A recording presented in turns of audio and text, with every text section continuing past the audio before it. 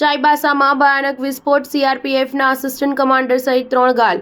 ઝારખંડના ચાઈબાસા જિલ્લામાં નક્સલીઓએ જમીનમાં છુપાયેલો આઈઈડી બ્લાસ્ટ થતા સીઆરપીએફ કોબરા બટાલિયનના એક આસિસ્ટન્ટ કમાન્ડર સહિત સુરક્ષા દળના 3 જવાનો ઘાયલ થયા છે। ઘાયલોને એરલિફ્ટ કરીને તરત જ રાંચીની હોસ્પિટલમાં લઈ જવાયા છે। વાસ્તવમાં સુરક્ષા દળના જવાનો અને પોલીસની સંયુક્ત ટીમ જરાઈકેલા પોલીસ સ્ટેશન વિસ્તારના બલીબામાં નક્સલીઓ વિરુદ્ધના અભિયાન હેઠળ સર્ચ ઓપરેશન શરૂ કરી રહી હતી।